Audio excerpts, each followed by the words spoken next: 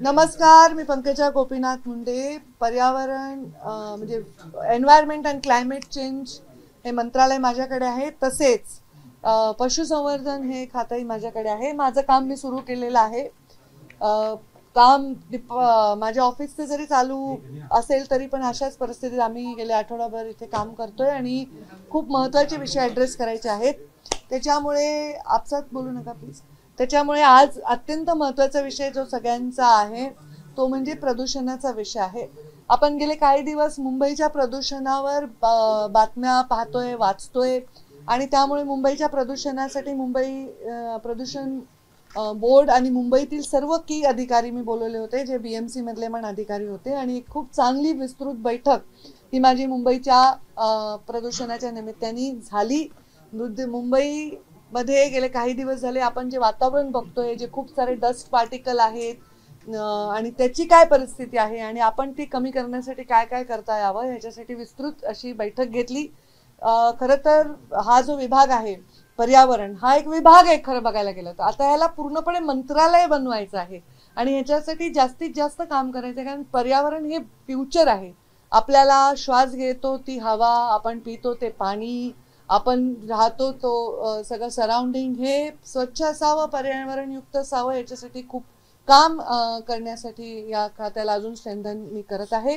आमचे राज्याचे मुख्यमंत्री आदरणीय देवेंद्रजी फडणवीस यांनी आम्हाला 100 दिवसाचा प्लॅन सबमिट करायला सांगितलेला आहे आणि त्याच्यासाठी मी आता तो प्लॅनही तयार करते आणि 100 दिवसाचा प्लॅन सोबत आम्ही एक टास्क फोर्स तयार करतोय, ज्याच्यामध्ये वेगवेगळ्या खात्यांचा आम्ही कन्व्हर्जन्स करणार आहोत.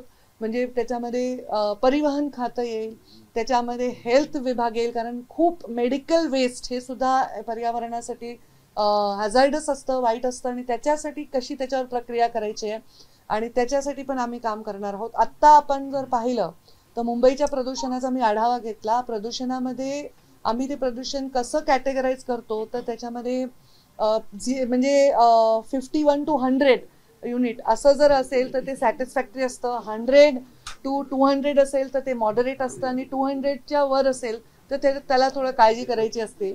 आपल्याकडे जरी प्रदूषण आपल्याला दिसत असेल तरी आपण बऱ्याच ठिकाणी आपण आज मॉडरेटमध्येच आहोत आणि ते आपण येलो कलरमध्ये त्याला आपण टॅग करतो, येलो कलरमध्ये. आणि जर ब्राऊन झालं म्हणजे ऑरेंजिश ब्राऊन असा कलर आहे त्याच्यामध्ये गेलं तर ते आपल्यासाठी एक चिंतेचा विषय असतो आणि त्याच्याही पुढे गेलं जे आता आपण दिल्लीची परिस्थिती पाहतो तर ते खूप चिंताजनक असतं. तर आता आपण ज्या 100 ते 200 मध्ये आहोत त्याच्यामधून कसं कमी करता येईल याचा आम्ही प्रयत्न करतोय. ह्याचं कारण महत्त्वाचं म्हणजे आपल्याकडे खूप मोठ्या प्रमाणामध्ये कामं चालू आहेत आणि ह्या कामामध्ये आपण कुठे अंडरग्राऊंड खोदतोय, कुठे आपण वरून बांधकाम करतोय, भरपूर काम चालू आहे. त्याच्यामुळे एक डस्ट पार्टिकल खूप हवेमध्ये आहेत आणि हे डस्ट पार्टिकल जर उन्हाळ्यामध्ये असेल तर त्याचा एवढा परिणाम होत नाही, कारण आपल्याला समुद्राच्या हवेमुळे ते डस्ट पार्टिकल वाहून जातात, सेटल होतात आणि त्याचा परिणाम होत नाही.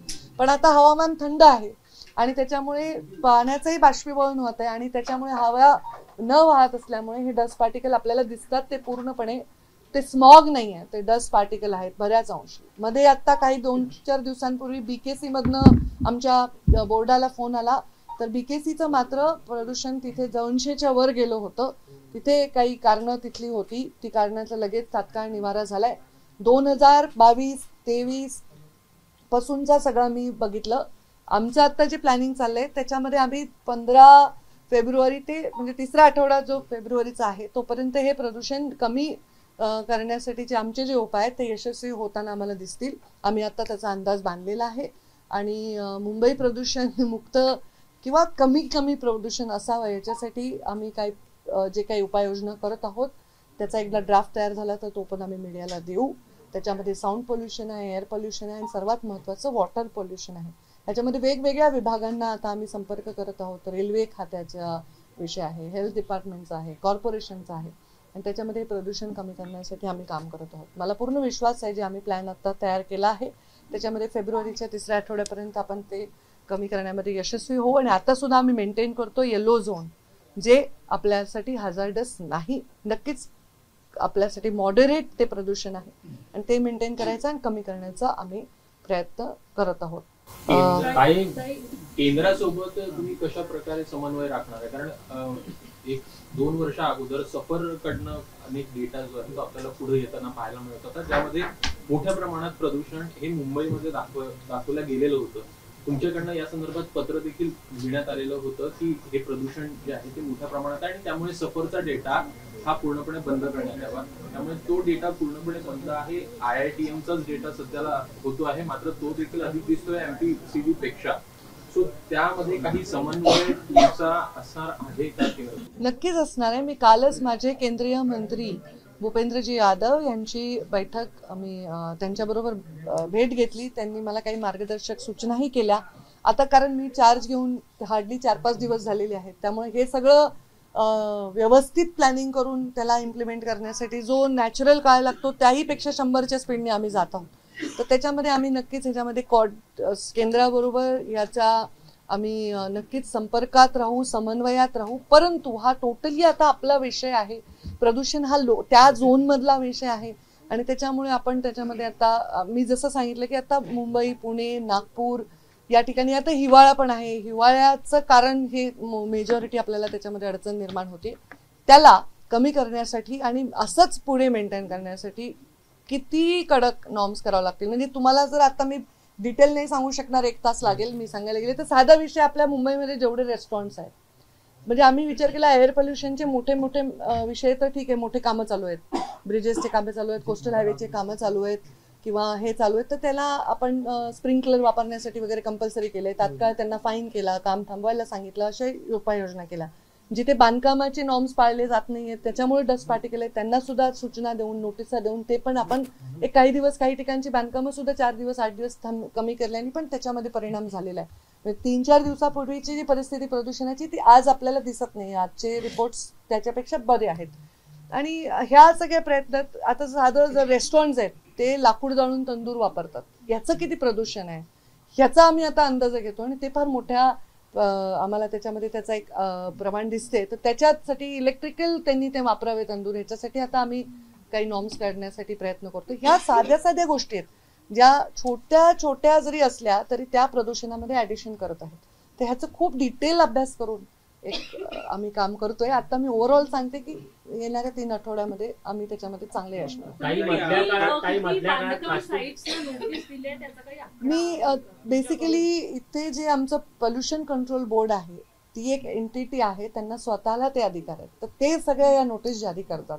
त्यामुळे त्याचे आकडे आता मी नाही सांगू शकणार, परंतु त्याच्या एक काही या हिवाळ्याच्या काळामुळे किंवा त्या काळातल्या टेम्परेचरच्या मुळे त्यांना काही ठिकाणी थांबवण्यात आलेलं आहे. नॉर्म्स नाही जिथे पाळले जातील ते कोणी असो त्यांना नोटीस दिल्या जातील, त्यांना फाईन लावलं जाईल आणि त्यांच्याकडनं उपाययोजना करून घेतल्या. काही मधल्या काळात प्लास्टिक बंदीची एक मोठी घोषणा केली होती. प्लास्टिक बंदी बऱ्यापैकी झाली होती, मात्र पुन्हा एकदा त्याच पद्धतीने प्लास्टिकचा सर्रास वापर होतो. जे प्लास्टिक आपल्यासाठी हानिकारक आहे ते बंदी करण्यासाठी कडक उपाययोजना आम्ही करू. त्याची सुरुवात अगदी आमच्या ठिकाणाहून करू. पहिले आम्ही स्वतः ते पाळू, म्हणजे लोक पाळतील. तर ते त्याचे एक थिकनेस आहे, त्याचे एक दिलेले काही नॉर्म्स आहेत, त्याच्याप्रमाणे त्याचा निर्णय होईल. आपण बऱ्यापैकी त्याच्या वाटचाल आपण त्या दिशेने करतो.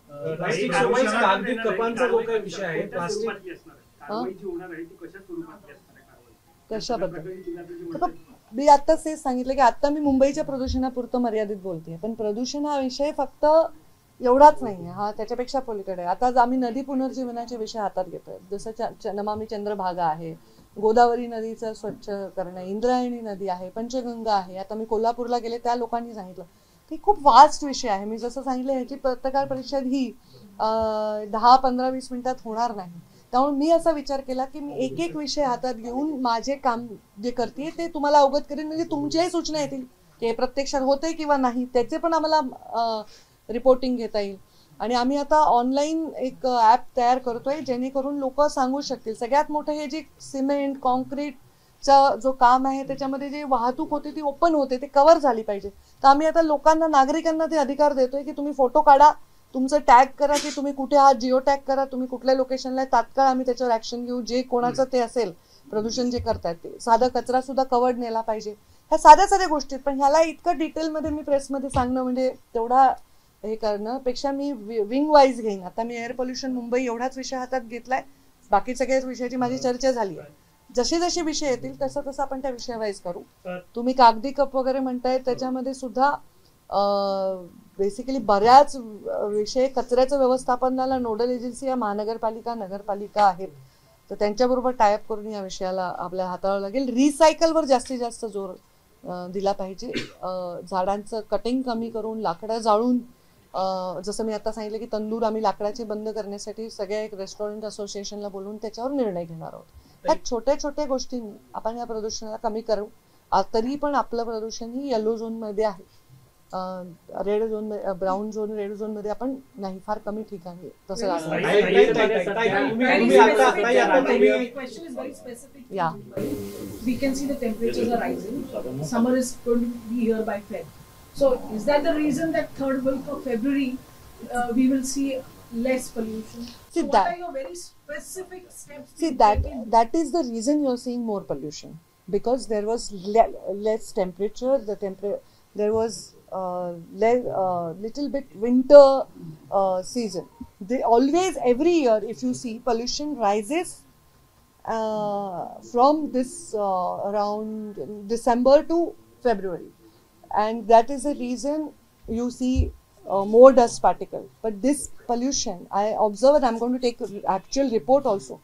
It is more of a dust particle. It's not smog, or it's not some hazardous gases in there.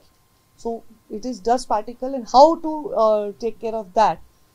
The temperature also is one of the reasons. We will see it less, but that is not the only reason. Have the officials given you any specific points saying, okay, we are going to do this, this, Yeah. this? Yeah. Can you please tell us? Yeah, they are going to use more of sprinklers on the sites where the roads and bridges and tunnels are happening. They are in some areas they stopped some construction work. There also there are norms, proper norms to be followed. We have given instructions and notices to certain, of course, people who are building and their construction work is going on. And where we are being more vocal and we are being more interactive about complaints from the public, where we will address them and we will take care of them, because sometimes people witness certain things and they can immediately report to us, and that also we can take care. So these are 2-3 measures we are taking.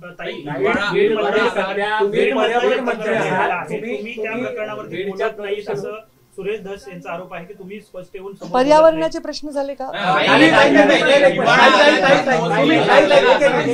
तुम्ही पण पत्रकार आहे का? एक minute थांबा ना, उजवी बाजू दुसऱ्यांना पण बोलू द्या. हा जी,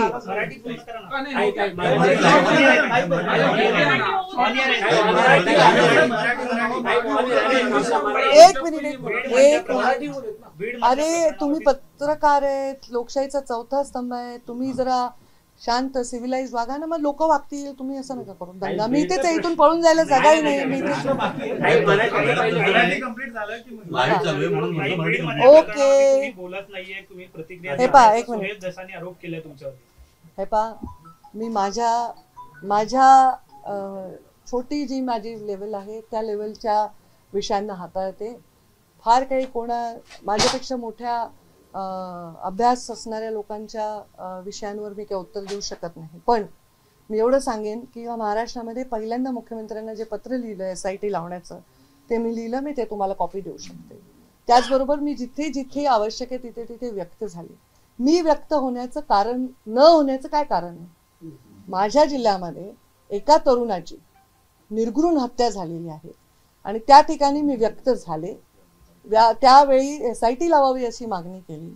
प्रत्येक वेळी नागपूरमध्ये मी मीडियाला त्या संदर्भामधलं माझं मत स्पष्ट सांगितलंय. आणि माझा विश्वास, राज्याचे मुख्यमंत्री कोण आहे? देवेंद्रजी फडणवीस आहेत. तेच राज्याचे गृहमंत्री आहेत. त्यांनी माझ्या विधानसभेच्या फ्लोअरवर उत्तर दिलं की ते यामध्ये पूर्ण तपास लावतील, कोणालाही क्षमा करणार नाहीत आणि कुठल्याही प्रकारच्या कोणाचंही कोणी कितीही ह्याच्यामध्ये इन्व्हॉल्व असेल, मोठं असेल, लहान असेल, हे पाहणार नाही. हे त्यांच्या तोंडचे वाक्य आहेत विधानसभेत. मी कॅबिनेटमधली एक मंत्री आहे. जेव्हा माझे मुख्यमंत्री विधानसभेच्या पवित्र फ्लोअरवर सांगतात की आम्ही याची चौकशी करू, ज्यांनी ही निर्घृण हत्या केली आहे त्यांना पकडू आणि त्यांना आम्ही कडक शिक्षा करू, तर मी त्याला परत त्या विषयाला सतत चालू ठेवणं, मला नाही वाटत की माझा उद्देश त्याच्यातनं सरळ स्पष्ट होतो.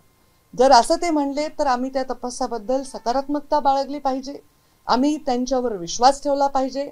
आणि त्यांनी विधानसभेच्या फ्लोअरवर सांगितल्यानंतरही जर आम्ही काहीतरी त्याचा विषय वाढवत असू किंवा मोर्चाच्या माध्यमातून आपण सरकारवरच प्रश्न आहे ना ते इनडायरेक्टली, तर माझ्या मनात जराही प्रश्नचिन्ह नाही की गृहमंत्री याच्यामध्ये कुठलीही कचुराई करतील.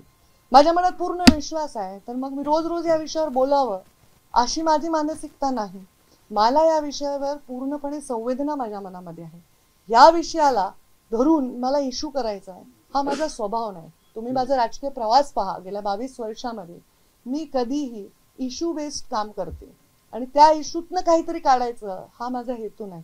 माझ्या मुख्यमंत्र्यांनी जेव्हा शब्द दिलाय, माझ्या गृहमंत्र्यांनी जेव्हा शब्द दिलाय, त्यांनी शब्द दिल्यानंतरही आम्ही जर सारखे प्रश्न उभे करत असू तर आम्ही आमच्या नेतृत्वावर किंवा आमच्या राज्याच्या मुख्यमंत्र्यांवर इथे संशय घेण्यासारखं होईल. माझा पूर्ण विश्वास आहे ते याचा तपास लावतील आणि या तपासांती जे समोर येईल, मला वाटतं 2-3 लोक त्यातले पकडले गेले, मग ऑलरेडी ते सगळं झालेलं आहे. त्यामुळे अशा कुठल्याही गोष्टीत रोज मीडिया समोर येऊन बोलण्याची काय आवश्यकता आहे. जेव्हा मी एक भूमिका एकदा मांडली, रोज रोज त्याच भूमिकेला परत उगाळणं हे त्यांच्या दुःखाला उगाळण्यासारखं आहे. त्यांच्या बाबतीत झालेल्या घटनेचा कुठेतरी आम्ही बाऊ करतोय आणि त्याला एक मंच तयार करून त्याच्यावर आम्ही आमचं व्यक्त करण्याचं साधन बनवतोय असं वाटतं. निर्घृण फक्त हत्या नसते, निर्घृण आपला व्यवहार सुद्धा असतो. एखाद्या परिवाराच्या बाबतीत एखादी वाईट घटना घडल्यानंतर त्याच्यातून पुन्हा आपण काहीतरी त्याच्यातून काही खाद्य मिळवत असू तर ते चुकीचं आहे आणि तो माझा स्वभाव नाही. म्हणून मी सतत या विषयावर बोलण्याची आवश्यकता मला वाटत नाही. मी जे बोलले ते तेव्हा बोलले, ते रेकॉर्डवर आहे आणि त्याच्यानंतर परत परत मी बोलायचं काही कारण नाही. तपास यंत्रणा तपास करत आहेत आणि मला माहिती नाही ना की ह्याच्यामध्ये कोण कोण आहे, तर मी कसं कोणाचं नाव घेऊन बोलू? हे योग्य आहे का? तुम्ही सांगा. तुम्हाला माहिती, तुम्ही विटनेस केलं, तुम्ही तिथे होतात. एखादी निर्घृण हत्या, एखादा पाशवी बलात्कार ह्याला आय विटनेस असेल तर तो होऊ देईल का बरं? हे मी होते का तिथे? मला माहिती आहे का ते? मग मी कसं एखाद्या व्यक्तीचं नाव घेऊन त्याच्यामध्ये आरोप करणार? मी सांगते की जो असेल, कोणी असेल, त्याला शिक्षा झालीच पाहिजे, त्याला कुठल्याही बाबतीमध्ये सूट मिळाली नाही पाहिजे. आणि मुख्यमंत्र्यांनी त्याच्यावर सकारात्मक उत्तर दिलंय. त्या दिवशी अशी घटना जिथे घडली त्याच्या 2 दिवस आधी, त्याच्या 2 दिवस नंतर, त्या क्षणाला या राज्यभरामध्ये कितीतरी घटना घडल्या आहेत, त्याच्याकडे आपण वळूनही पाहत नाहीये. त्या बिचाऱ्या संतोष देशमुखचा माझा कार्यकर्ता होता तो. त्याच्या लेकरांचा चेहरा बघून माझ्या मनामध्ये काय वाटतंय मी तुम्हाला सांगण्याची आणि त्याचं मोठं प्रदर्शन मांडण्याची आवश्यकता नाही. फक्त ह्याच्यातून काहीतरी वेगळं मिळवण्याचा प्रयत्न कोणीही करू नये. मी न बोलण्याचं काय कारण आहे सांगा? 5 वर्ष या राज्याच्या राजकारणातून मी बाहेर आहे. मी मध्य प्रदेशची प्रभारी आहे, साधी आमदार नाही, साधी जिल्हा परिषद सदस्य नाही. तर मी याच्यामध्ये काय उत्तर देऊ? कोण अधिकारी कोणाचे आहेत, कोण अधिकारी कुठून आलेत, हे मी आणलेत का? तेव्हाच्या मुख्यमंत्र्यांनी, तेव्हाच्या उपमुख्यमंत्र्यांनी, तेव्हाच्या पालकमंत्र्यांनी, तेव्हाच्या यंत्रणेने ते आणलेत. आता ते स्वतःही म्हणतात की आम्हाला ह्याच्यात शोध लागला पाहिजे, तपास लागला पाहिजे, योग्य माणसाला शिक्षा झाली पाहिजे.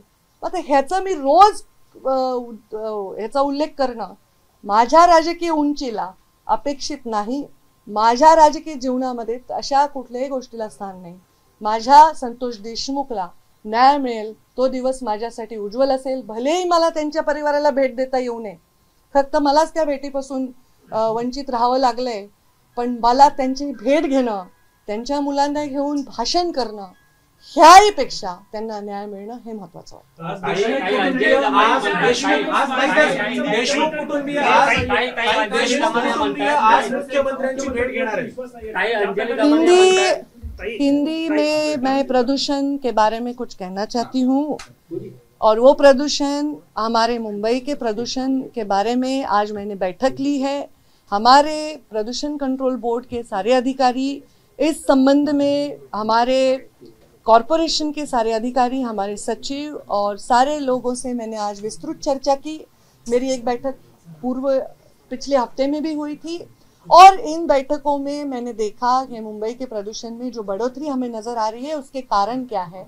मेजॉरिटी में हमें जो बढ़ोतरी दिख रही है प्रदूषण में वो डस्ट पार्टिकल की वजह से है, और डस्ट पार्टिकल की वजह से इसलिए है कि बहुत सारा कंस्ट्रक्शन का काम, बहुत सारे टनल्स, रोड्स, हाईवे का कंस्ट्रक्शन हो रहा है, और ये होता आ रहा है। फिर भी जब टेम्परेचर कम नहीं था तो ये डस्ट पार्टिकल निकल जाते थे, बह जाते थे, सेटल हो जाते थे, पर टेम्परेचर कम होने की वजह से समुद्र के दबाव के जो अलग अलग लेयर्स तैयार हुए उसकी वजह से ये डस्ट पार्टिकल हमें नजर आ रहे हैं। मैं 2020, 21, 22, 23, 24 सब मंथ वाइज मैंने उसका रिव्यू लिया है। हमारे अलग अलग जोन होते हैं। Green Joan is the west zone जहाँ 50 के नीचे प्रदूषण होता है। येलो जोन होता है जहाँ 50 से 100 से 200 में हमारा प्रदूषण होता है। हम लोग येलो जोन में हैं, तो हम येलो से आगे जो है वो जो ऑरेंज या ब्राउन जोन है वो ज़्यादा हमारे हेल्थ के लिए हजार्डस है। तो हम आज येलो जोन में है। बस एक दो घटना घटी थी एक हफ्ते पहले जहाँ बीकेसी में हम लोग ब्राउन जोन में चले गए थे, तो उसके कारण थे तात्कालीन, उसमें हमने उपाय योजना करके उसको कम किया है। मुझे पूरा विश्वास है कि अगले 3 हफ्ते में मुंबई के प्रदूषण में फरवरी के 3rd हफ्ते तक बहुत सारी सुधारना हम कर सकते हैं। इसमें हम प्रदूषण ये बहुत बड़ा वास्ट विषय है। ये कोई एक विषय नहीं है कि सिर्फ गाड़ियाँ चल रही है इसलिए प्रदूषण हो रहा है या सिर्फ काम चल रहे इसलिए प्रदूषण हो रहा है। ये बहुत ही एक बड़ा वास्ट विषय है जिसको बहुत सारे डिपार्टमेंट का कॉन्वर्जेंस करके इसको हमें तय तक लेके जाना पड़ेगा। इसके लिए बहुत प्रयास करना पड़ेगा। सिर्फ मंत्रालय का और सरकार का प्रयास पूरा नहीं है, इसमें लोगों की भी हमें उतनी ही उनका रिस्पांस आवश्यक है। तो इसलिए हम इसको एक इंटरैक्टिव डिपार्टमेंट बनाना चाहते हैं। तो हम एक ऐप बना रहे हैं जहां आप देखेंगे कि कहीं प्रदूषण हो रहा है, कोई सीमेंट है या जो भी रेती है इसको खुले ट्रकों में लेके जा रहे हैं, जो भी प्रदूषण के नॉर्म्स को यहाँ तोड़ा जा रहा है, आप हमें वहाँ जियो टैगिंग करके भेज सकते हैं उस ऐप पर, और हम उसमें जल्दी से जल्दी उन पर कार्रवाई करेंगे। जो भी ये करते हैं भले कोई भी हो, उनको हम लोग कार्रवाई करेंगे, उनको दंड मिलेगा, और उनके माध्यम से स्प्रिंकलर लगा के कवर करके ये सब चीज़ों से हम प्रदूषण को कम करने की कोशिश करेंगे। सिर्फ एयर पोल्यूशन नहीं, यहाँ का नॉइज पोल्यूशन है, यहाँ का वाटर पोल्यूशन है, नदियों का पुनर्जीवन है, वेस्ट मैनेजमेंट है, अलग अलग MIDC में लगने वाले FTP प्लांट्स हैं, अलग अलग उद्योगों से निकलने वाला एफ्लुएंट है। इन सब चीज़ों पे एक अच्छे से पॉलिसी बनाकर इस डिपार्टमेंट को स्ट्रेंथन करना, क्योंकि ये डिपार्टमेंट देखा जाए तो एक बहुत बड़ा फ्यूचर का आवश्यक डिपार्टमेंट है, पर अभी एक विभाग की तरह है, इसको पूरी तरह मंत्रालय बनाना है। तो इसलिए हम काम कर रहे हैं। आपके सहयोग की आवश्यकता है। वेदर कंडीशंस और कुछ और कारणों से जो प्रदूषण हुआ है उसके बारे में हम उपाय योजना कर रहे हैं। विरोधक असं म्हणतात की धनंजय मुंडेंचा राजीनामा घेतला पाहिजे। ज्या पद्धतीने संजय राठोड यांच्यावरती आरोप झाले होते तेव्हा त्यांचा राजीनामा घेतला होता, आता धनंजय मुंडेंवरती आरोप केले जाते तर त्यांचा सुद्धा राजीनामा घेतला पाहिजे अशी विरोधकांच्या प्रतिक्रिया आहे। आणि याला धरून एक प्रश्न तेव्हा घेतला नाही त्यांचा राजीनामा, याच्यावर त्यांच्या पक्षाचे सर्वोच्च नेते आणि या राज्याचे सर्वोच्च नेतेच उत्तर देऊ शकतात। मी तर लहान आहे, प्रोटोकॉल वाईज मी कसं त्यांच्या कोणाच्याही या जिल्ह्यात कोणत्याही जिल्ह्यात घडलेल्या कोणत्याही घटनेच्या विषयी मी मागणी करणं, मी मंत्री आहे, माझे काही प्रोटोकॉल्स आहे मी, त्यामुळे मला वाटतं की ह्याच्यावरचे निर्णय जर घ्यायचे असते तर त्यांच्या वरिष्ठ नेत्यांनी घेतले असते, तर त्यांनी काय करायचं हे त्यांनी निर्णय घेतला असेल त्याचं उत्तर तेच देऊ शकतात। आरोप केलाय ते म्हणून तुमचे कार्यकर्ते त्यांना धमकावतात अंजली दमानिया। मी अंजली दमानिया यांना विनंती करते की आपल्याला जे कोणी धमक्या देत आहेत त्यांची तुम्ही तक्रार करा आणि त्यांच्यावर कारवाई करा। त्या कारवाई करण्यासाठी मी महिला आयोगाला आणि अधिकाऱ्यांना सांगेन। ते माझे कार्यकर्ते असं लेबल करण्याचं काही कारण नाही, कारण असं म्हणणं माझ्यावर अन्याय आहे, कारण मी काही त्यांच्या कुठल्याही विषयामध्ये ह्या सगळ्या विषयात माझा दुरान्वयही कुठलाही संबंध येत नाही। त्यांचं असं म्हणणं आहे की मी कोणाचं नाव घ्यावं, मी याच्यावर बोलावं, ह्याच्यावर मी ऑलरेडी उत्तर दिलेलं आहे। त्यामुळे त्यांनी जर असं कोणी त्यांना बोलत असेल तर ते चुकीचं आहे। फक्त त्यांनी माझं नाव घेताना, कारण माझी त्यांच्याविषयी खूप आदर आहे मला, त्या एक सामाजिक कार्यकर्ते आहेत, निस्वार्थ भावनेने काम करतात, तर त्यांनी पण एक मंत्री, महिला मंत्री जी 5 वर्ष राज्याच्या बाहेर काम करत होती, 100% संघटनेत समर्पित काम करत होती, कुठल्याही मंत्रालया किंवा कुठल्याही सरकारी विषयात इन्व्हॉल्व नव्हती, त्यांचं नाव घेत असताना किंवा कोणत्याही अधिकाऱ्यांच्या विषयी कोणत्याही कम्युनिटी विषयी बोलताना त्यांनी सुद्धा जेवढी माहिती आली त्याच्या आधारावर न बोलता त्याच्यावर थोडा विचार करावा, आमच्याशी पण अप्रोच करून बघावं की आमचं काय म्हणणं आहे. तर त्यांना कोणी असं बोलत असेल तर ते माझेच कार्यकर्ते असं कसं लिहिले, माझे कार्यकर्त्याला काही वेगळा नाक आहे, शिंग आहे, काय आहे, माझे कार्यकर्ते कसं म्हणता येईल ते. म्हणजे माझे कार्यकर्ते असतील तरी पण त्यांच्यावर शिक्षा करा. आता माझे 5.5-6 लाख फॉलोअर आहेत समजा इंस्टाग्रामवर, मी काय प्रत्येकाला परिचित नाही ना, तर माझ्यासाठी कोणी काही बोलत असेल तर ते माझं मत असू शकत नाही ना. त्यामुळं असं त्यांना वाटलं असेल तर त्यांनी त्याच्यावर कारवाई करावी, तो त्यांचा अधिकार आहे आणि त्या बाबतीत मी त्यांच्या पाठीशी उभे आहे. शेवटचा प्रश्न, तुम्ही पर्यावरण मंत्री आहात, बीडचे पालकमंत्री देखील होतात, बीडचं राजकीय पर्यावरण जे झालं, प्रदूषण जे झाले ते सुधारण्यासाठी काय प्रयत्न? ते सुधारावं, अजित पवार यांनी सुधारतील आणि देवेंद्र फडणवीस हे सुधारतील असं ओव्हरऑल वातावरण आता दिसतंय. आणि जर ते सुधारणार असतील तर माझी सर्वस्वी त्यांना साथ राहील. आणि ते बिघडले असंही म्हणायला माझं मन जड होतं, कारण मी राज्यभरातल्या घटनांचाही आढावा घेते, त्यावर आपण नंतर कधी बोलू. पण ते बिघडवण्याचा प्रयत्न कोणी करत असेल त्यांना आपण पाठीशी घालू नये अशी अपेक्षा आमची पण नेत्यांकडनं आहे. तुम्ही पुढाकार घ्या. एबीपी माझा, उघडा डोळे बघा नीट.